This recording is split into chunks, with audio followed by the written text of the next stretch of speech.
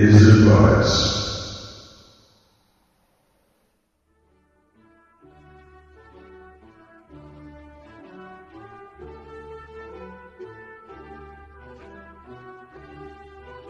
And welcome to another exciting episode of the Liam Scheff Show. Yes, the news is out. Luke Skywalker has become Caitlin Skywalker. That's the big reveal in Star Wars. The Force Awakens, Luke becomes Caitlin. No longer happy being a very late middle-aged man, really almost an old one. He decides after a life of athletic competition and force using to become... Oh, sorry, I got confused with another group of one-percenters.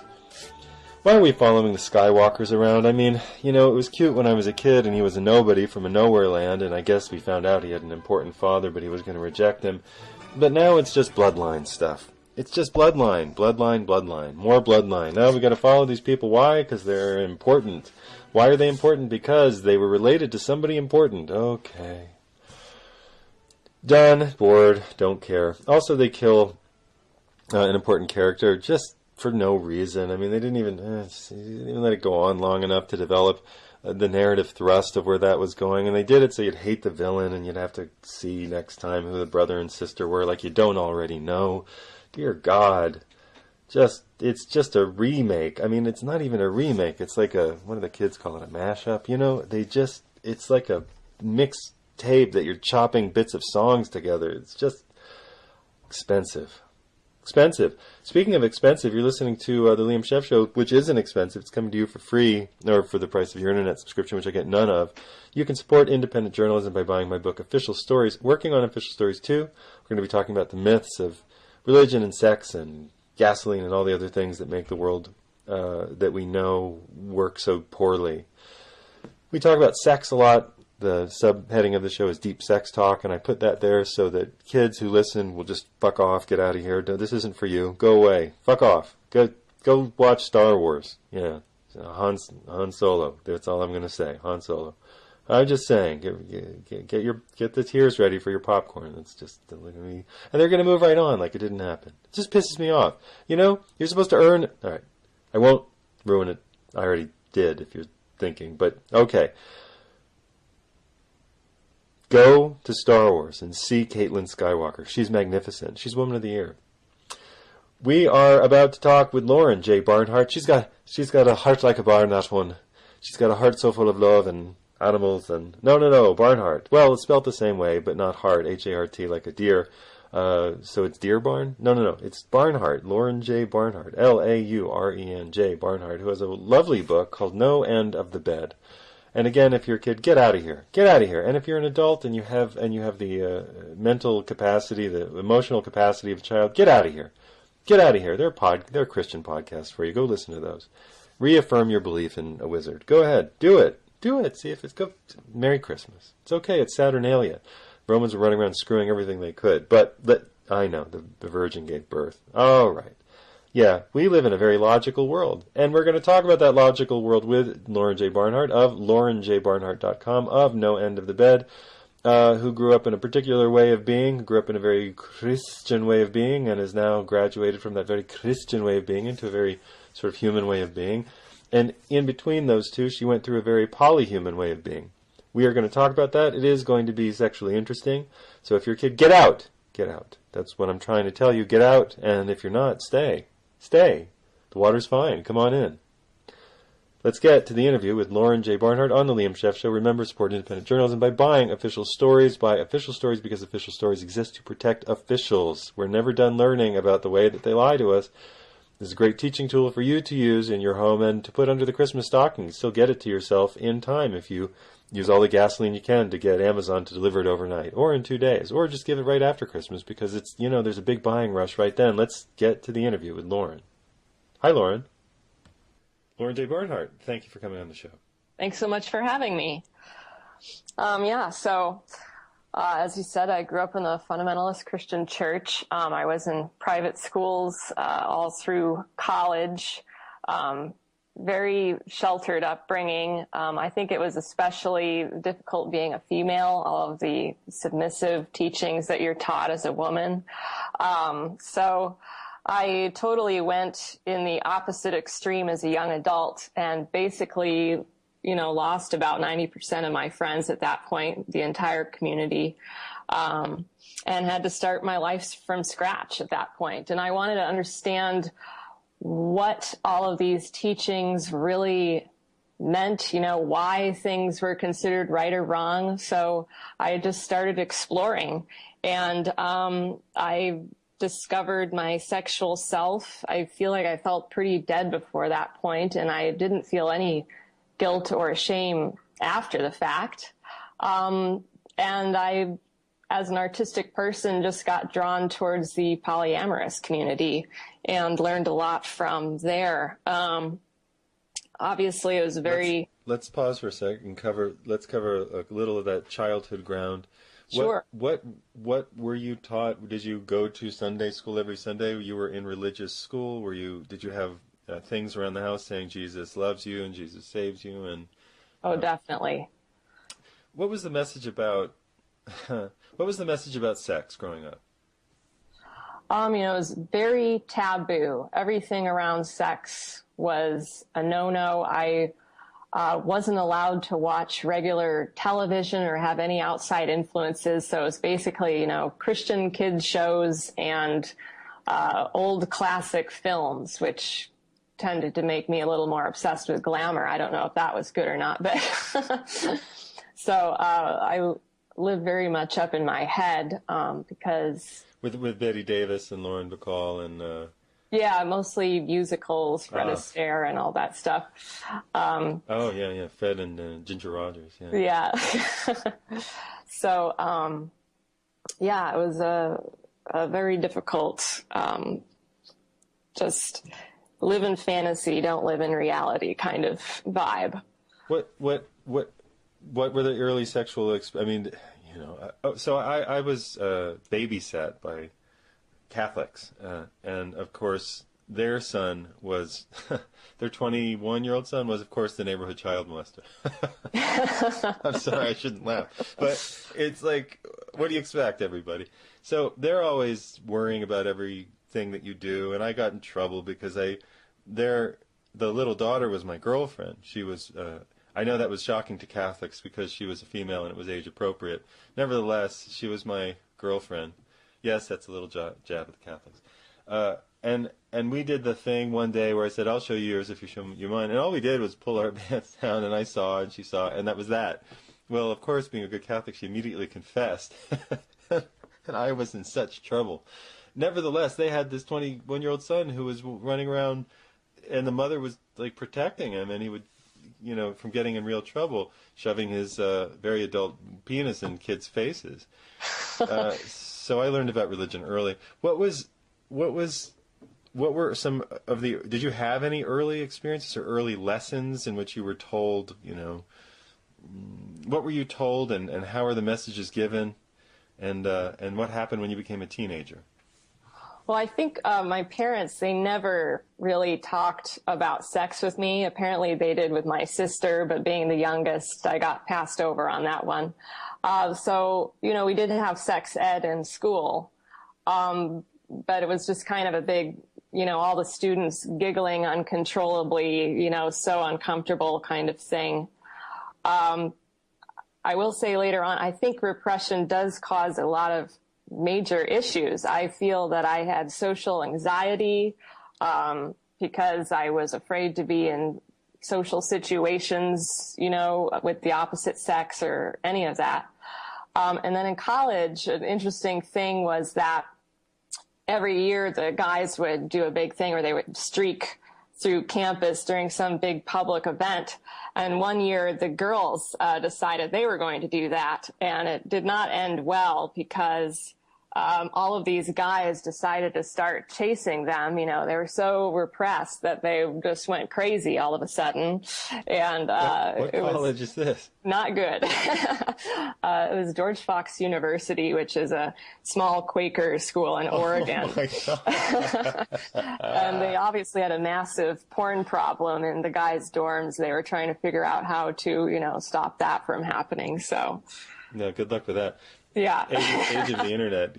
It's just, you just take off safe search off of Google, everybody. There's so much nudity on the internet. It's an amazing thing that I don't even understand the word porn, by the way, which seems to just mean naked.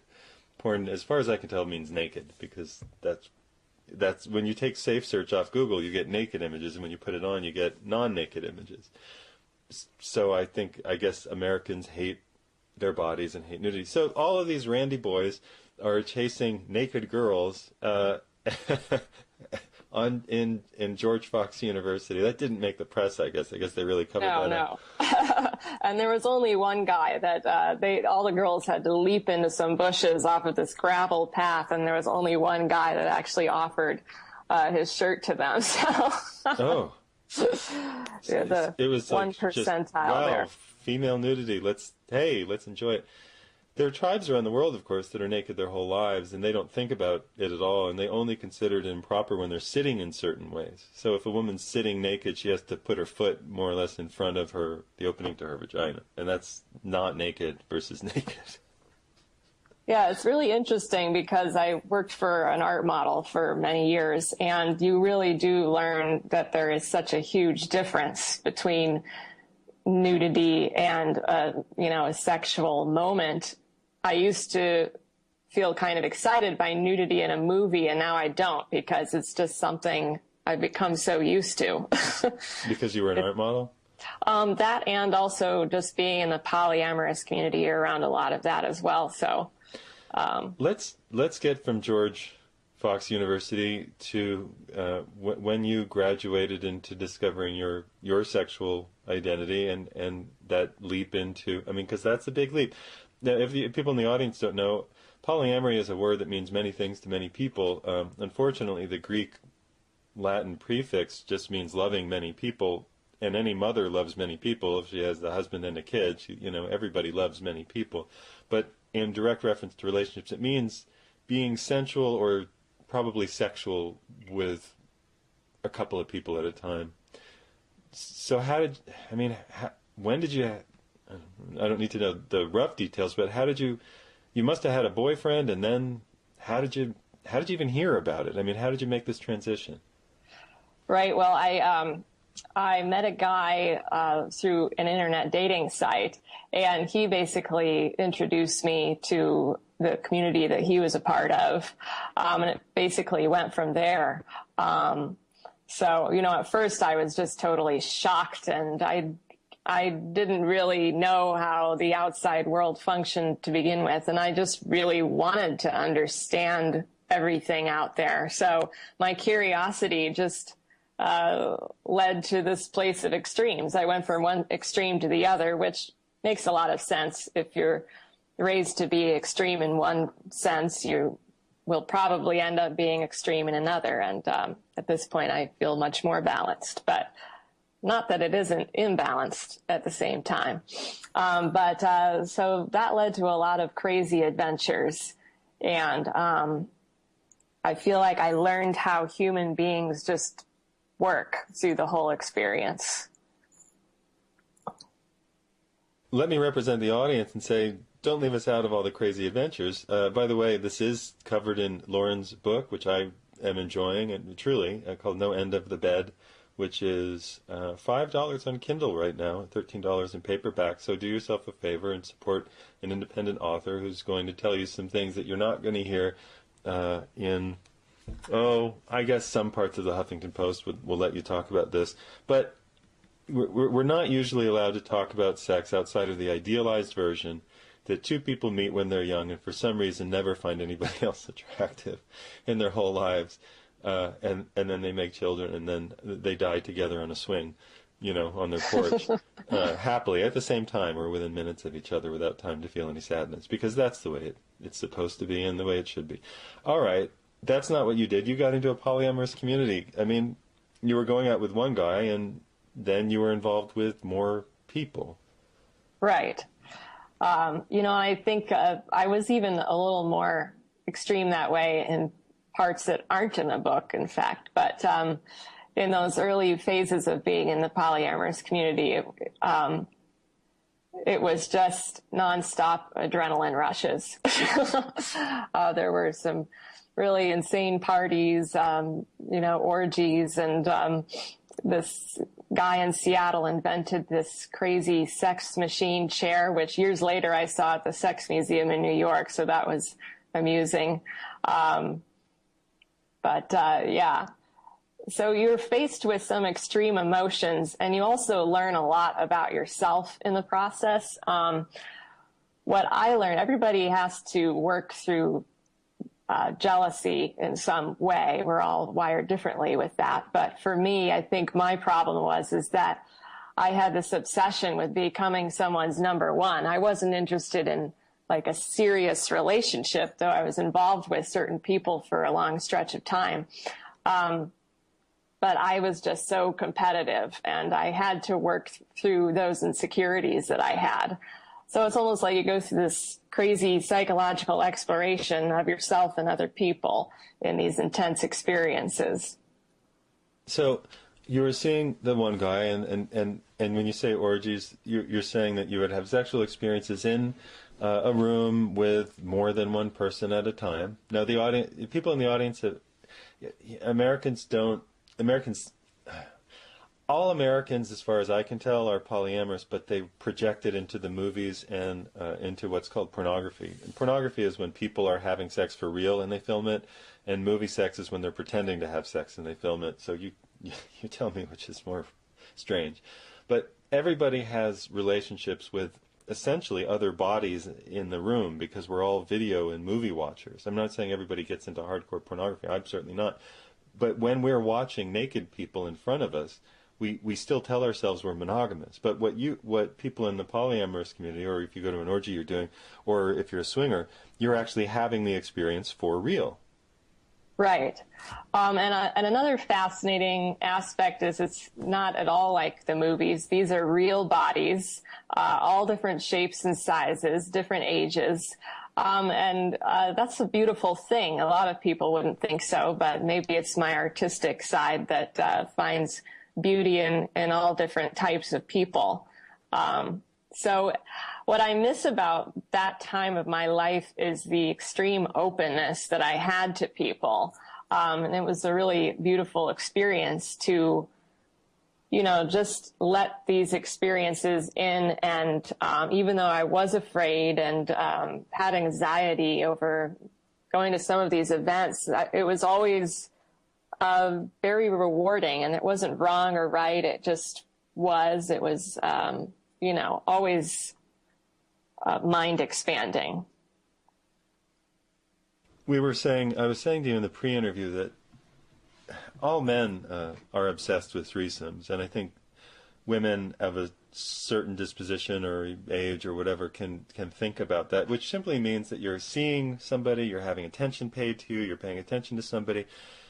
In the ancient world, in the world of foraging, before we were civilized, or so-called civilized, it's hard to imagine that you wouldn't see sex. You'd see nudity quite often. It's hard to imagine you wouldn't see sex.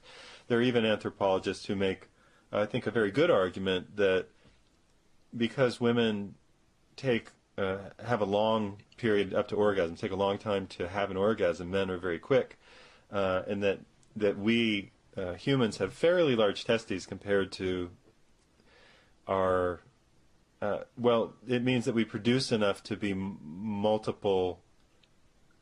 They say that this relates to what's called sperm competition. In other words, we're not really expecting to be biologically, I'm not saying right now in your house at home listening to this, but biologically we're not really expecting to be the only sperm competing inside of the vagina.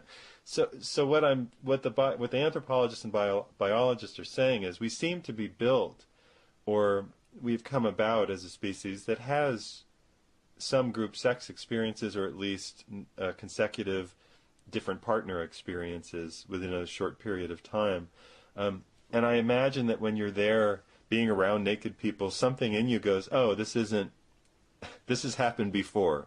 This isn't the world's strangest experience. Is there some biological part that goes click and, oh, this is a human experience, or are you always freaked out? I think so. and maybe even that's where that sense of that competition came up in me. It's a biological thing. And threesomes are tricky. I mean, I've learned that you can't be too closely connected to one person or the other. It's best to kind of have even keel there, or else it can feel very imbalanced. But there's been many successful ones and many not. Right. So you definitely learn about. I've always run a little bit. I tell you, I have a good imagination, but I tend to run a little bit from threesomes. I think I've cusped on a couple. I've never really gotten beyond the sort of hugging and massaging, the non-naked stage with that, because I just always feel like I'm and this isn't always is to say it's been very infrequent, but it's almost like my imagination is better, and that if I have to go through with it physically, it's like going to the DMV or any other thing. You have to wait in line here, and you have to sort of like tolerate while this is happening, and then you get to. It's a real set of acts, and it may not be as enjoyable as the pure mental gymnastics that can happen in all of what I call our holodecks. I steal that from Star Trek, but are the place we can go in our minds where we can do anything. Yeah. Because in real life, everybody has feelings, and everybody has a physicality, but in the imagination, it's just everybody's sort of halfway, sort of plastic, and everybody is only happy. Everybody's only happy in my imagination. Right. So, what about these things becomes weird, and how do you deal with it? But can we also talk a little about the jealousy issue? Because jealousy is quite real. There are poly people who say you just get over it, or you compersion it all, but it is real.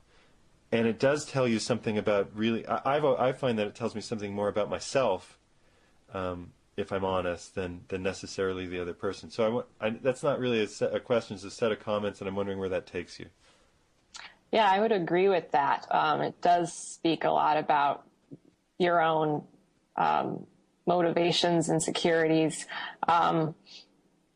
I think that jealousy would be easier in a more solid relationship with a person where it's much more established. When you're rather new with a person, it's more difficult.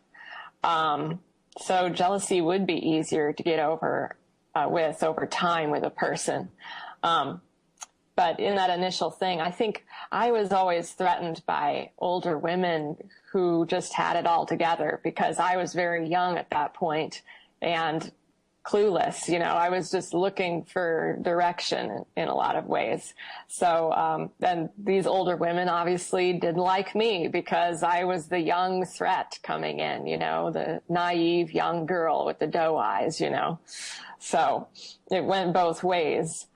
And a part of me, I think, got over some of that by just connecting with the people I was jealous with, and becoming close with them. If they were at a distance, it was more difficult. If I was close with them, it was better. Sometimes not, sometimes yes, but yeah. So deepening the relationship. People talk about jealousy, and I'm always amazed when somebody who's been married for a decade or more is really very jealous. I think, well, aren't you secure enough in this relationship? Like, nobody's going anywhere, right? But maybe they don't know that. Maybe they haven't explored the depths of why they're together, and so they end up. I find if you know why you're with somebody, it's easier, it's harder, jealousy's less of an issue when you know why you're with them. If you think you're with them for one thing, or you hope you're with them for one thing, but you find out you're not, and this is a guy's fear all the time, the girl would like somebody better in one way or another, sexually, or I guess romantically, or I don't know, whatever reasons we have in our heads that people would like somebody better than they like us.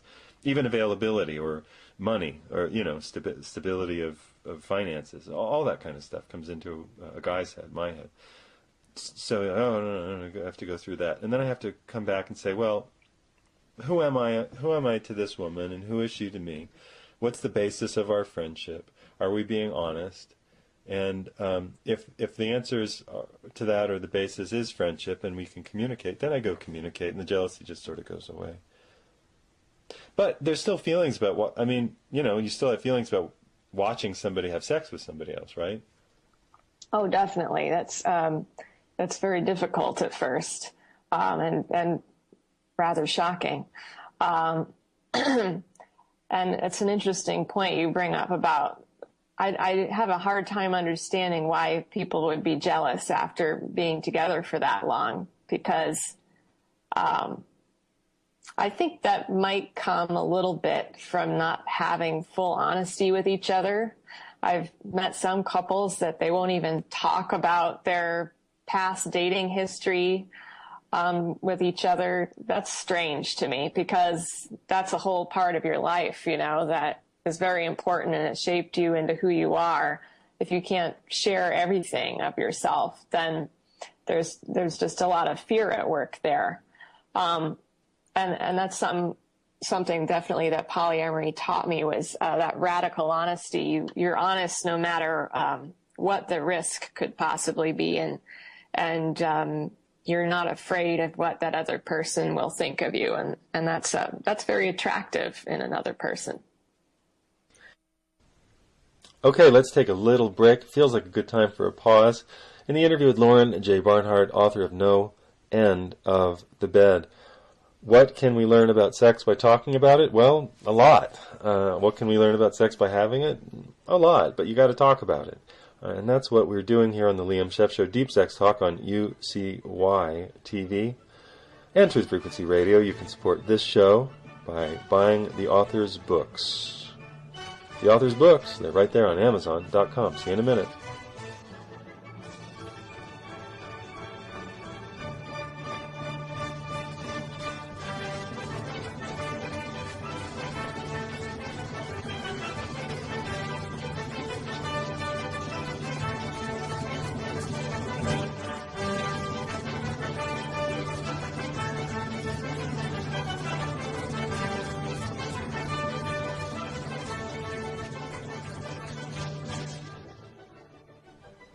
Did I say support the author? Support this author and the host. Hi. It's the UCY TV break. We can relax, let our remaining hair down, wherever it is, armpits, back, wherever you keep it. Merry Saturnalia. This is the de facto Christmas show. I suppose next week is a Christmas show too. It'll be slightly more Christmas themed, but let's give a little taste of what we can expect in that profoundly eye-opening and blasphemous episode, sure to come in a week after the Christians buy things from Asia that are made by slaves to give to each other as gifts to celebrate the birth of a child through a virgin who got made love to in her brain or ear by Yahweh. Christmas was once upon a time, sounds like a myth. It doesn't sound like a fact. Just putting it out there. Sounds mythic, right? Not kind of true. It's from the Wall Street Journal from 10 years ago, long time ago, 5 years ago. But this is about what's underneath Christmas. By the High Middle Ages, Christmas was a rowdy, bawdy time, often inside the church as well as outside of it. Yes, parentheses, churches and brothels were one. Many churches and brothels walked hand in hand. St. Augustine of Hippo, I should say, who screwed around with a courtesan for most of his adult life and then decided it was wrong for anybody else to, said that the church could not regulate or criminalize, get rid of prostitution because it would drive people too crazy and they would become too sinful. So you got to leave those knees open. In France, many parishes celebrated the Feast of the Ass. Hee-haw! Supposedly honoring the donkey that had brought Mary to Bethlehem. Donkeys were brought into the church, and the Mass ended with priests and parishioners making donkey noises. In the so-called Feast of Fools, the lower clergy would elect a bishop of fools to temporarily run the diocese. It sounds like every day and everywhere. And make fun of church ceremonies and discipline. With this sort of thing going on inside the church to celebrate the Nativity, one can easily imagine the drunken and sexual revelries going on outside it to celebrate what was, in all but name, the Saturnalia. Yes, it's just beneath the surface, Roman Saturnalia. So, have all the sex with the people that you, it's up to you. Make sure it's consensual, that you enjoy. Just, get permission. You just get a permission slip. Hi, can I? Yes, I can, or whatever. No, you can't. Then don't. It's not complicated. We're going to come back to the interview with Lauren J. Barnhart on the Liam Scheff Show. This is UCY TV.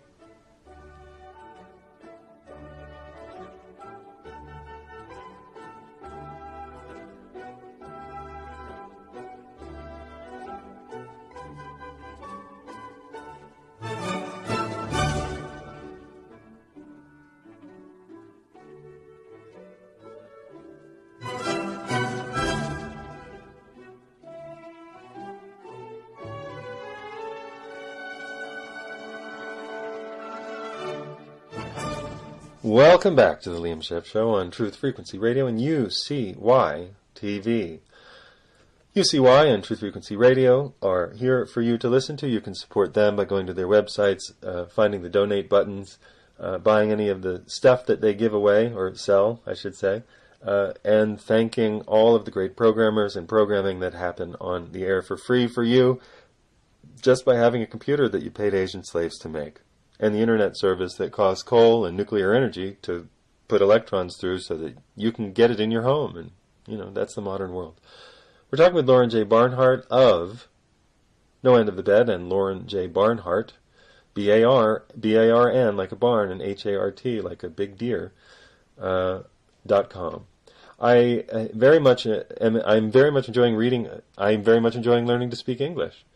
I'm very much enjoying reading her book. I'm finding it informational, entertaining, and honest, something that many memoirs are not. She's been very candid in the interview, and we're going to continue to be candid. On that note, if you're a kid, fuck off, get out of the room. This is for adults only, and I mean that to the adults in the room who have the mentality or the psychological disposition of brainwashed children. So, for the rest of us who are ready to be adults, let's listen to a conversation about what happens when you take the training wheels off and you decide to see what life and sex are all about. Let's continue with the interview with Lauren J. Barnhart. You're listening to the Liam Scheff Show, Deep Sex Talk on UCY TV and Truth Frequency Radio. We're on with Lauren Barnhart, author of No End of the Bed. No End of the Bed. I like that title. I like the clever cover drawing, which is evocative in many ways. It's by Lauren Barnhart. It's on Amazon.com. Her website is laurenjbarnhart.com. We were talking about your foray. You left evangelical Christianity. We didn't ask what your parents thought. I guess we'll ask that in a second. And went to a polyamorous community in which people do everything. There are threesomes. There are probably foursomes in terms of partner swapping, and there are orgies in which people are having sexual interactions of a variety of kinds in a space, in an interior space. There's there are issues of jealousy. There are issues of probably feeling psychological buttons being pressed really hard. And you said that you got through some of this by developing better relationships. Maybe how did communication save you from total psychological obliteration? Because I think that's what many people would fear.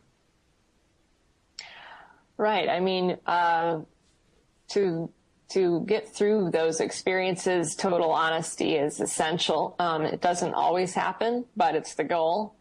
And that taught me a great deal going forwards. I've been married for 5 years, and everything I learned from polyamory, I think, has made me a much better partner in my relationship now. So it rounded me out as a person in a lot of ways that I really appreciate now.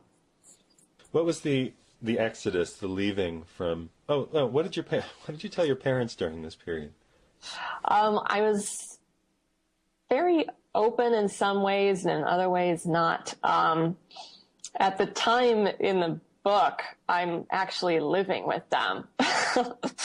So, I would go out every night and just tell them, I got too drunk last night, I couldn't come home, kind of thing. And they would go back and forth between sort of ignoring it and freaking out a little bit. At one point early on, my dad really flipped out and tried to throw me out of the house, and he claims he doesn't remember that now, which often happens with parents. But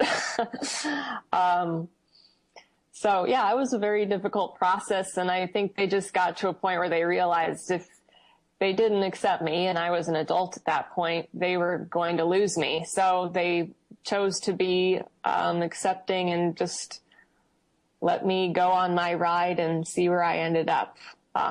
So it was the love and support that was really important, because I didn't have that from a lot of other people in the Christian community. Yeah, well, Christians, like any strongly fundamentalist group of people, or I should say fundamentalist Christians, true believers, tend to be intensely unforgiving and full of scorn. So are fundamentalist Muslims and Hindus, and I suppose fundamentalist Jews, or what are called Hasidic Jews, full of scorn. And if you don't live inside of their box, which they know is an uncomfortable box to live in, and they know is full of psychological torture and backbends, so you don't ever give evidence that you're thinking anything ungodly and unchristian, because Lord knows the genitals are ungodly. God didn't mean to make them. It was an accident. And you should never be excited about anything sexually, except once you're married, but only to procreate. These are the lessons of the medieval church that are still so welded into the Christian mind for no good reason. It doesn't make any sense. And if you don't do what they say, I've watched Christian friends be excommunicated from people who said that they love them. And I think, well, I don't understand what kind of love that is. It's so conditional. So you came out of that, you had your polyamorous days. How long did that last, and then how did you find your way out of it? Well, I think throughout my 20s, I was basically never in a monogamous relationship with anyone. I had, maybe 6-month relationships tops, but especially towards my mid-20s, I moved to New York, and I was really independent at that point. And some of the best years of my life, really. It was a blast. I was never in a committed relationship with anyone until I met my husband. He really broke through all of my walls on that one. And we had something very exciting and special, and a meeting of the minds, which was the most important thing. So it grew from there, being in a monogamous relationship.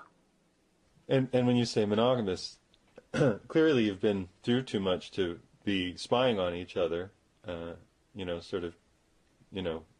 looking at the gossip route. So what do you mean, and how do you handle it? And you've been through so many different kinds of pairings and tripletings and so on. Tell us about how you define and manage a relationship, knowing that it's possible for people to have multiple attractions and multiple fantasies, or knowing that he's a male, and at some point he'll turn a corner and feel attracted to somebody, or a female. At some point you'll turn a corner and be attracted to somebody. You'll get pissed at each other someday. I always find that if I'm with somebody and we're a little pissed, other people are more attractive. Well, honestly, I think it took me about 3 years to start thinking in a more monogamous way. It was very challenging for me at first, because I never had to do that before. But now it's become much more natural to me. I mean, obviously, neither of us believe that monogamy is natural. It's a choice. And that's the difference there. That's an important distinction to make. It's a choice that you make to be in this intimate relationship with someone else. And it's very interesting because a large majority of the people that I knew in the polyamorous community have ended up in monogamous relationships as well. There's very few that remained there. And maybe that's just because we have highly sexual values as a younger adult than we do as we grow older. And, I don't really have the energy to be running around with a bunch of different people at this point. I'm more focused on other things, So yeah, it's been an interesting process, transitioning for sure. Do you talk about other attractions? Do you talk about people who are attractive? Is there any remaining part of your life that allows that discussion? Oh, definitely. On the light side, we have pretty much all the same movie star crushes. We discuss if I was ever to possibly have a female partner, that she would have to be someone we're both comfortable with. I don't know if we'll be monogamous forever, but we're open to evolving and seeing where life takes us, and just being open to that. And I also don't think that a lack of monogamy is a reason for divorce. That's ridiculous, because you build your life with a person and you have your tribe and, this shared mind together. That's more important than anything sexual. So maybe being polyamorous teaches you that sex isn't like up there on this pedestal. It's, it's just a part of life. It's exactly what I say. I don't know if I've ever heard it said so well. I think that sex is essentially slightly overrated. Slightly. Because it's really good when it's good. And it's magical when it's magical. And if it's not that great. It's okay. It's like, it's okay. Right. If you're not deep, and I think when you say monogamy, I dislike the word so much because I think that monogamy, it's too much, it's too much Latin, and it's too much about, or is that Greek? It's too much about the sex organs and not enough about what's really happening. I like the term deep partnership. And what I think that you have is a deep, deep partnership. And when you have a very deep partnership with somebody, it's very satisfying. And you've gone into it. You've explored rooms that you didn't even know existed in parts of your internal, mansions that you didn't know you had. And these things open up to you. Yeah, like, wow, I didn't know we could talk about this. Wow, I didn't know that we could talk about this. So all of the physical gyrations that are possible in the world can't really compete with going to depth with somebody and uncovering these primal souls in each other. I've had that experience, and it's a remarkable experience. You never want to give it up, and you'll do anything for it. So even the idea that I had a partner for years, and we weren't, I think, entirely each other's sexual type, and so that wasn't the strongest thing. We were very affectionate, but we were each other's mental type, and we would go so deep. And when if she would ever see anybody else, which would happen occasionally, I was so fascinated. Like, what is this part of you? Who are you in this way? It was an exploration I never thought I would get to have, and it was very, very beautiful and satisfying because we were best friends, and nothing could replace that. Not even really good sex with somebody else would interfere with that. Right. I think that mental bond is really the strongest. It's very exciting and to have that connection with a person and explore that and that feeling that you never will stop having fascinating conversations with this person, and you're intellectually stimulated by them. But I'm kind of a nerd, so, Which means you're bright. It's very exciting to me. Well, I mean, that just means you're bright and you're a little intellectually motivated. So I'll rescue the word nerd from here. But yeah, I get it. I understand. I guess I'm similar, although I'm more of a dork than a nerd. Anyway, so you're married, you've been married for a while, you go deep with each other, and you're allowed to have crushes, and you're allowed to find people attractive, and you're not in one of those American relationships where you just pretend. Right. which is not easy. I mean, it also means that we're definitely arguing than a lot of other couples out there, I suppose, because we really put it all out there on the table all of the time, and we work through things as they come, and that's difficult. The biggest issue is if something doesn't come out and it comes out with someone else, like with a family member of mine or something, and then I'm in trouble because we just work through it all as we go. So it's an open process of disclosure of self, identity, path, and you're a writer, and you've moved from, this is your last book, but you've moved from here to I'd say going back to these roots of wondering about the nature of Christianity or religion. Exactly. Stepping away from a lot of things caused me to finally face my upbringing. I think I had ran away from it for a long time. I couldn't deal with who I was as a child. It was humiliating to me to think about. But I had a lot of comments after I published my memoir saying, I wish she would explore the topic of religion further. And I started doing that on my blog. And then I realized I should write a book on this.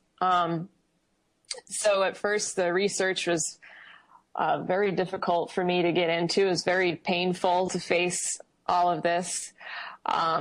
And reading the Bible was such a huge surprise to do again, because as a Christian, all I had seen was love and forgiveness. And as a non-Christian, all I saw was violence and hatred for outsiders.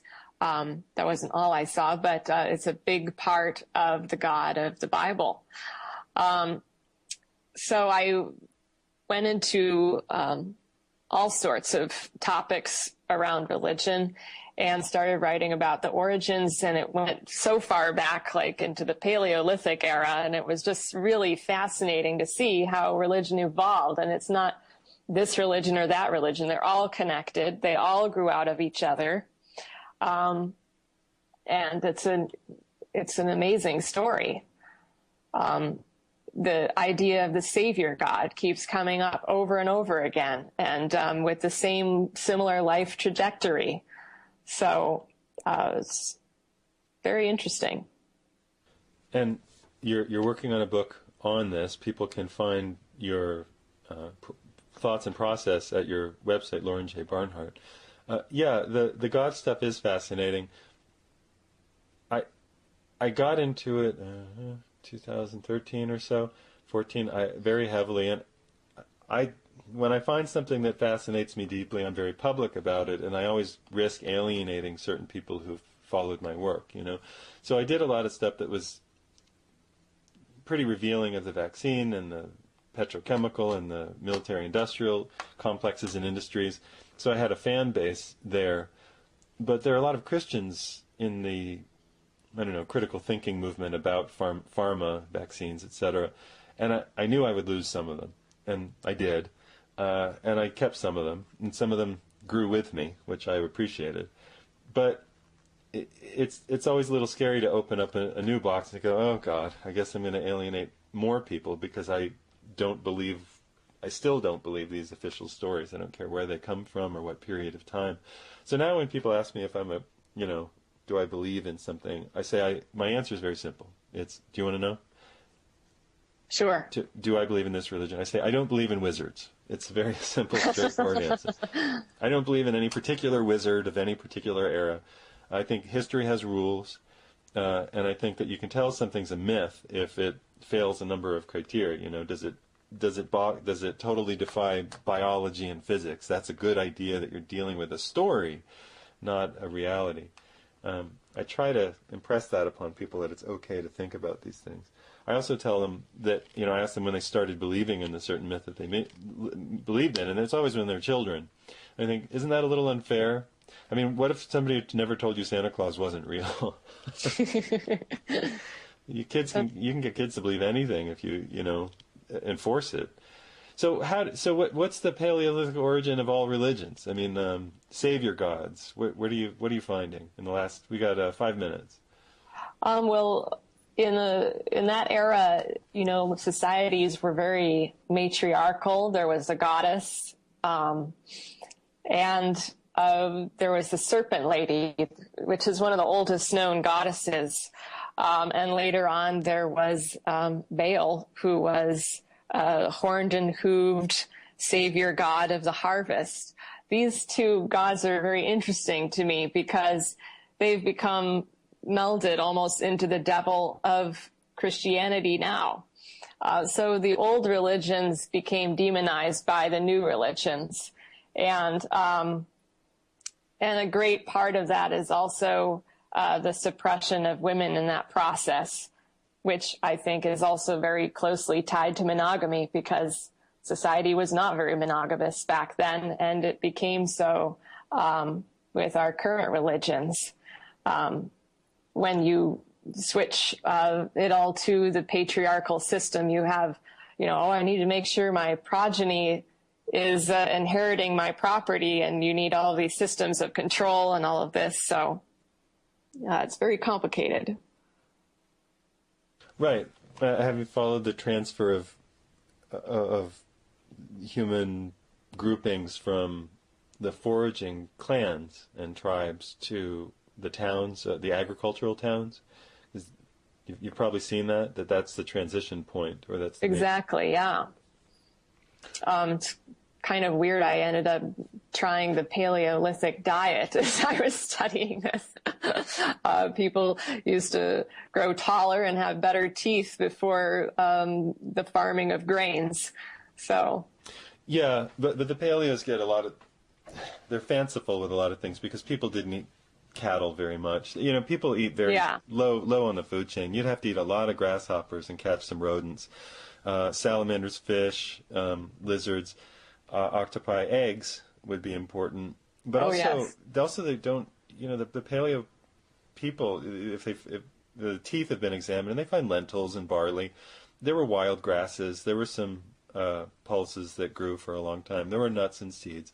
And the majority of calories had to come from something that you didn't have to catch and that wasn't difficult. So you're talking about roots and tubers and, things in the yam family, in the tropics, things that fall from trees. So a lot of fatty foods that grow on trees. And I find the Paleo people, be like Weston Price people, like fruitarians, they all become addicted to an idea of perfection. Yeah, it can be an extreme. So you're back in the middle ground, eating, hopefully trying to eat organic and non-GMO. Yes. Meats, fruits, nuts, vegetables, and seeds.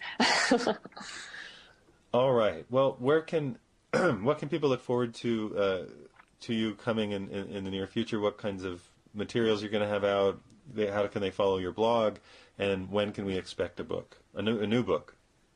Yes, you can follow the blog by entering your email on laurenjbarnhart.com. I'm working on my book proposal as we speak for the book on religion, hopefully coming up very soon in the next year or so. And No End of the Bed is obviously out there at most online booksellers. And I also have art at laurenjbarnhart-art.com. So I didn't even know that. Yes. I apologize for not knowing that. I like your cover drawing very much. It's evocative. It has great lines. It's sensual and sexy, but it's also emotional. You feel a vulnerability in the figure on the bed. I also like the angling of the figure. People who want to see it, just go to Amazon.com and look up No End of the Bed, and you'll see it's just it's not a lithograph. It looks like an ink drawing. Right. Yeah. Well, thank you very much, Lauren J. Barnhart. And thank you. I'd love to have you back on when you're ready to talk about the next step in your journey. That would be excellent. Oh, yes, it would be excellent. And so we shall. When Lauren gets her next book done, we'll have her on to talk about the discoveries in religion, how it came about, the herding and the movement from a foraging society to herding and then a farming society, or somewhere in that order, and how we changed over time. I will also be writing I am writing my next book, Official Stories 2, all about that. We're going to take apart the myths of culture. The myths of culture. Official Stories was going to be called The Myths of Science. The year before I started writing it, The Myths of Science, I was really working on that angle. And then I stumbled upon the notion that really these are all official stories, that official narratives are there and they're approved by the king and, all his clerics, so that official stories have to protect the people in charge. Official stories exist to protect officials, then became that tagline. And it's very successful. It's a nice skeleton key for history. What do we learn about sex in this episode? Well, you learn that sex is something that can be enjoyed among friends if you're so disposed, if you have that kind of free time, if you're young enough, if you have the energy. It sounds like it can be great fun. You're probably not going to form the depth of relationship that you will by investing in one person more deeply over and over again. On the other hand, you'll build quite a network, quite a little tribe. Lauren describes it interestingly in her book and some of her essays. There's a quality to that life which is for the young and the more carefree, I suppose. And it's certainly a lot harder if you have kids or mortgages or really big responsibilities in a socioeconomic structure. But there's something to it. She went through it, she enjoyed it, and then she found what it was to invest more deeply, and she's done that. She remains open, as per her words, to life offering changes, and so does her partner. The wonderful thing about her relationship is that they, the 4-syllable word I'm going to go for? Communicate. They communicate the changes. They talk about what's going on. They didn't sign a piece of paper saying, okay, now we're always this way. Freeze frame. Never change. Oops, you're changing. Let's get a divorce. I hate you. They don't do that. They say, who are you now? Who are we now? What does that leave us to be, and where are we headed? Where are you headed? Am I headed in the same direction? These are the questions that adults ask themselves, and there are only a couple adults in the world. I might be half of one of them. So there's plenty of room. There's like 3 more spaces if there are 2. If you followed that math. This is Liam Scheff Show on Truth Frequency Radio and UCY TV. Please support the author, Lauren J. Barnhart, by buying her book, No End of the Bed, on Amazon.com.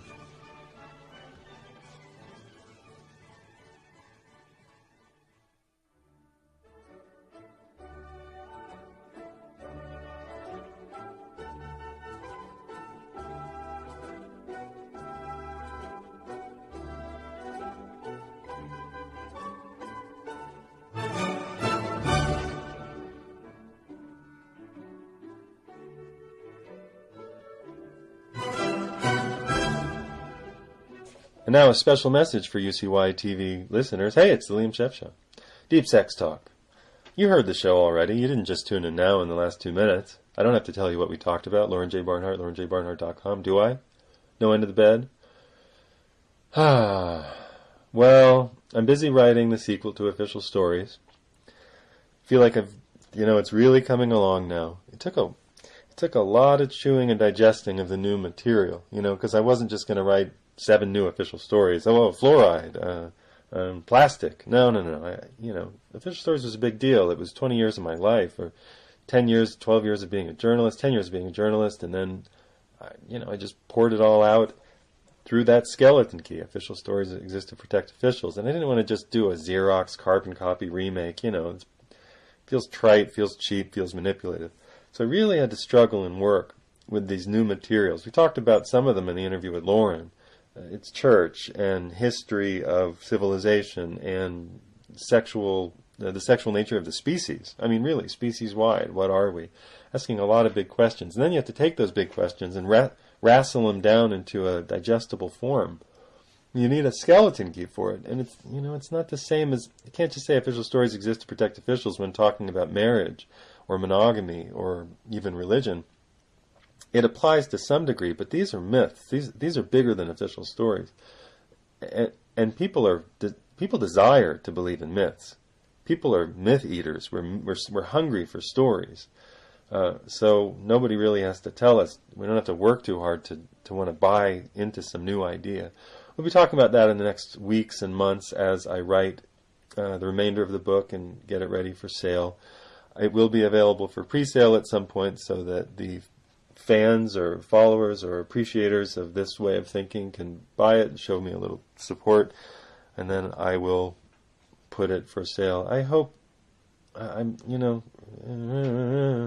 March, April. No later than May.